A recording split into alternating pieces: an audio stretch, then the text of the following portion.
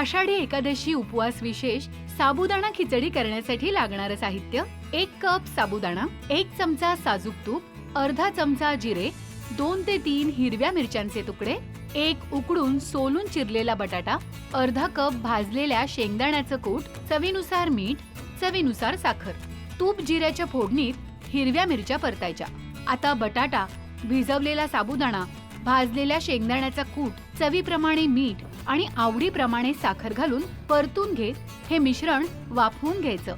झाली आपली आषाढी एकादशी उपवास विशेष साबुदाण्याची खिचडी तयार. बऱ्याच ठिकाणी वरई, भगर, राजगिरा बाकी काहीच खात नाही, फक्त साबुदाण्याचा वापर केला जातो. सो साबुदाणा कसा भिजवायचा हा एक फार मोठा पडलेला प्रश्न असतो. तर काय करायचं, पाणी टाकून धुवून घ्यायचं, स्वच्छ धुवून घ्यायचं. 3 ते 4 वेळा त्यातला शक्य असेल तितकं स्टार्च काढून टाकायचं. तर साबुदाणा छानपैकी असा स्वच्छ धुवून झाला की यामध्ये पाणी घालायचं आणि साबुदाणा भिजेल इतपतच पाणी घालायचं. वर एक अर्धा इंच जागा राहील इतपत, खूप पाणी नाही घालायचं.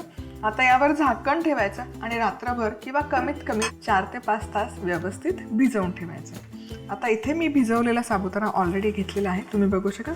छान असा मोकळा झालेला आहे. या पद्धतीने तुम्ही भिजवला ना, असा टपोरी फुगतो आणि मोकळाही होतो. साजूक तूप गरम केलेलं आहे. साबुदाणा खिचडी बनवत आहोत. जिरं घालायचं. जिरं छान फुललं की हिरवी मिरची. हिरवी मिरचीचं आहे ना, तुकडे करण्यापेक्षा ठेच्याची चव आहे ना खिचडीमध्ये खूप छान लागते. मिरच्या अशा छान तळत आल्या की यामध्ये घालूयात आपण उकडलेला बटाटा, उकडून त्याच्या फोडी करून घेतलेल्या आहेत, आणि हा भिजवलेला साबुदाणा. यावर घालूयात भाजलेल्या शेंगदाण्याचा कूट, चवीपुरतं मीठ, ह्यामध्ये साखर घालूयात. साखर घालणं ऑप्शनल आहे, पण चव छान लागते खिचडीला. आणि आता हे छान मिक्स करूया. आणि खिचडी आहे ना, झाकण ठेवायची गडबड नाही करायची. शक्यतो अशी परतून घ्यायची. जितकी छान परतते ना खिचडी, तितकं ते साबुदाण्याचा जो आकार आहे, टेक्स्चर आहे, ते छान होतं आणि फुलत जाते. त्यामुळे शक्यतो झाकण ठेवायची गडबड नाही करायची. लगेच झाकण ठेवलं तर लगदा होतो. ही अशी मस्त परतून घ्यायची. मस्तपैकी हा साबुदाणा परतून झाला की मग आता झाकण ठेवून छानपैकी वाफवून घ्यायची ही खिचडी.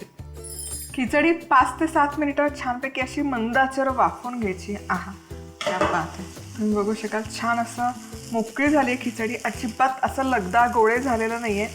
आणि ॲट द सेम टाईम ना, साबुदाणा असा टचटच नाही लागला पाहिजे खाताना.